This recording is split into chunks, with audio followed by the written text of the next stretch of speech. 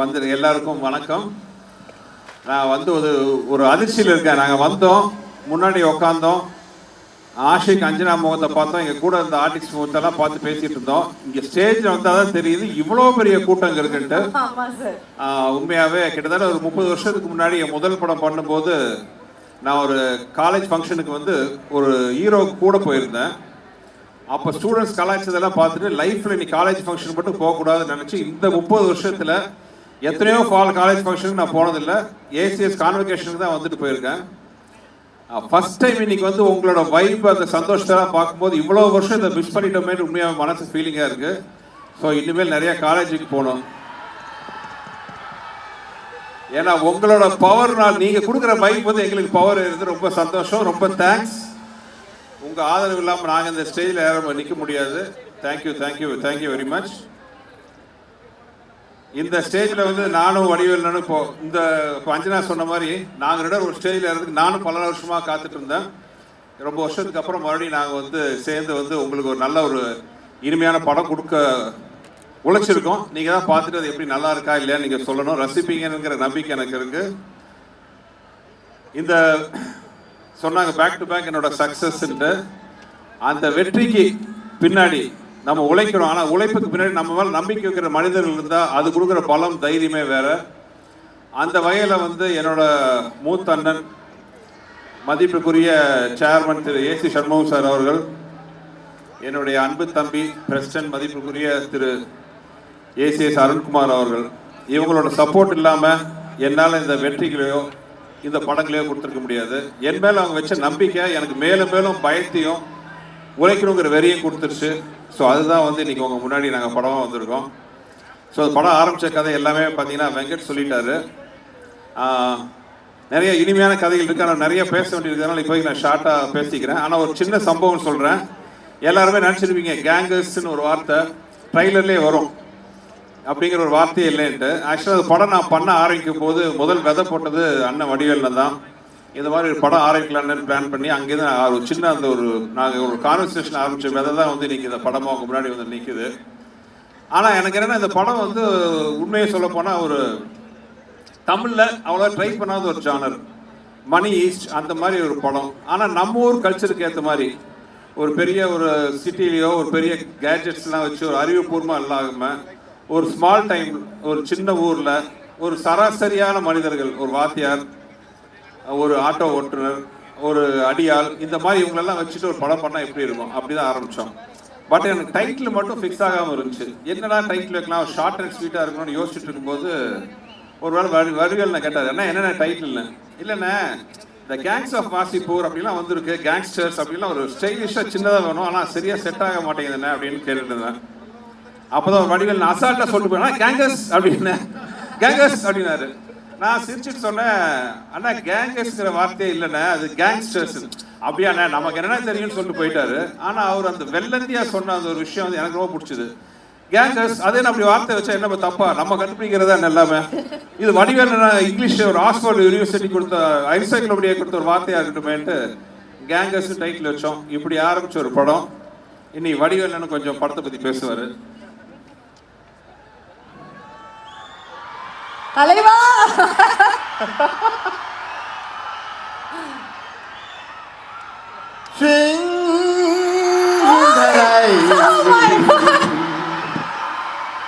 I am swinging in the rain.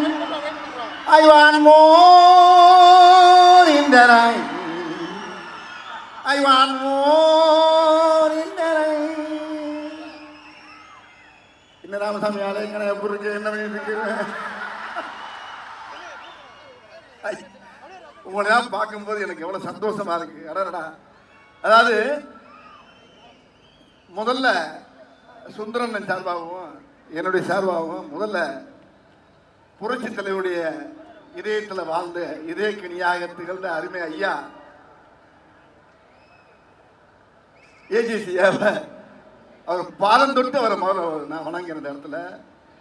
அதாவது இந்த கேங்கர்ஸுங்கிற படத்தை இந்த ஆடியோ ஃபங்க்ஷனை ரொம்ப அருமையான இடத்துல வந்து துவங்கியிருக்காங்க. எனக்கு கிட்டத்தட்ட ஒரு 10,000 15,000 ஸ்டூடெண்ட்ஸ் நிற்கிறீங்க. உங்க முன்னால அதை ஆரம்பிக்கிறது வந்து ஒவ்வொரு ஸ்டூடெண்ட்டும் வந்து ஒரு மீடியா மாதிரி. அது இந்த கேங்கர்ஸுக்கு அருமையான ஒரு நகைச்சுவை திரைப்படத்தை இந்த உலகம் பூரா நீங்க கொண்டு சேர்த்தீங்க. வேற விண்ணுலகத்துக்கெல்லாம் கொண்டு சேர்த்துருவீங்கன்னு நம்பிக்கைகள் நிறைய இருக்கு.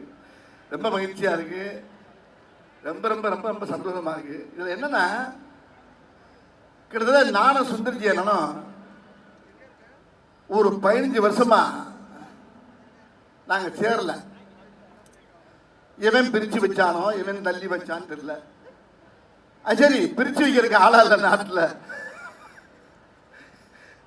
ஒரு 4 பேர் ஒன்னா போனாவே 2 நிமிஷம் மாத்தானா 4 பேர் ஒன்னா போறாங்க. 4 திசையில திருப்பி விட்டு போறான் நம்ம ஆளு.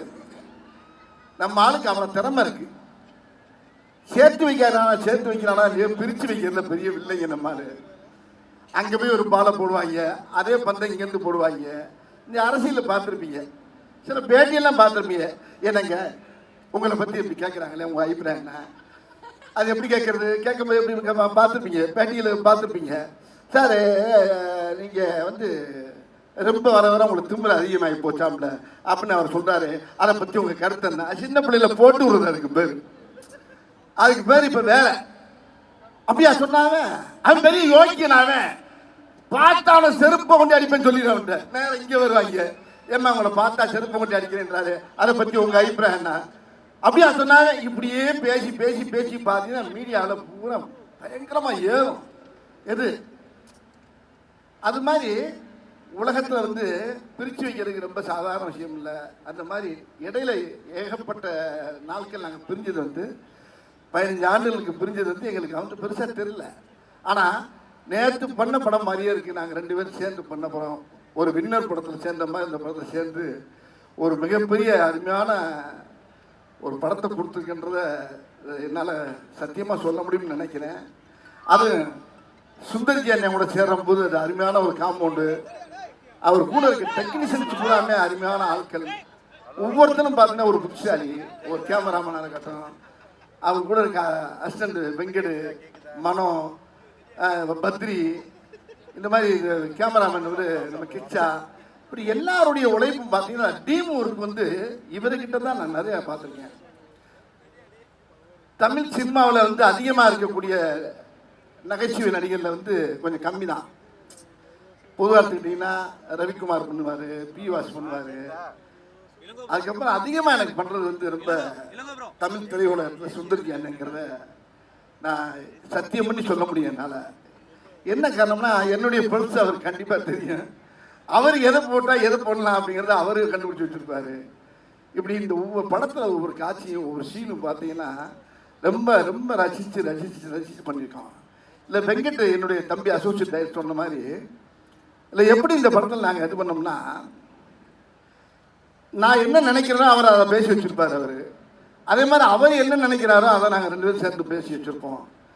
இதில் ஒவ்வொரு காட்சியும் அமைகிறது வந்து 2வது விஷயமா இருந்தால் கூட இது சும்மா பேசணும், பேசி முடிச்சு இம்மிடியட்டாக 35 நாளில் இந்த படத்தை நாங்கள் முடித்தோம். இது ஏன் இவ்வளோ சீக்கிரம் இந்த படம் முடிச்சு எப்படி நடத்துங்கிறது கடவுளுக்கு தான் தெரியுது.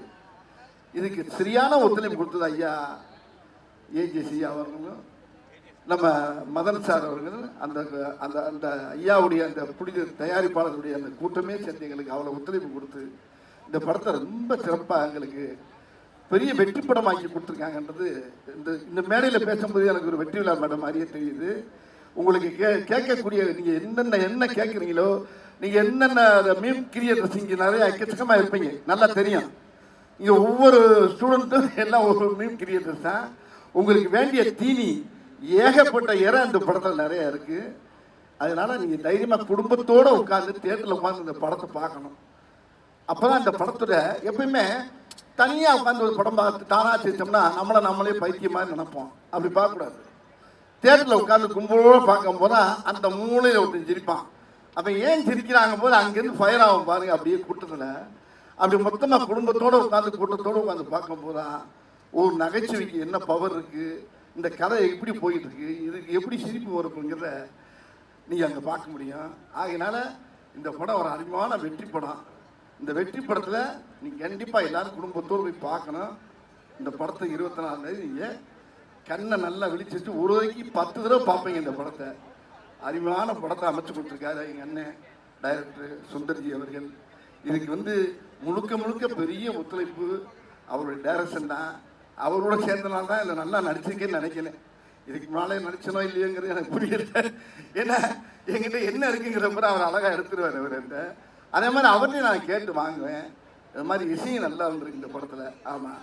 செய்திகளை உடனுக்குடன் தெரிந்து கொள்ள கீழ்கண்ட கேபிள் மற்றும் டிடிஹெச் நெட்வொர்க்குகளில் எம்நாடு செய்தி தொலைக்காட்சியை காணுங்கள்.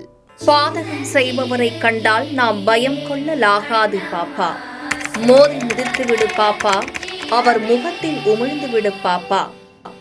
அண்மை செய்திகளை உடனுக்குடன் தெரிந்து கொள்ள இணைந்திருங்கள் எம்நாடு தொலைக்காட்சியுடன்.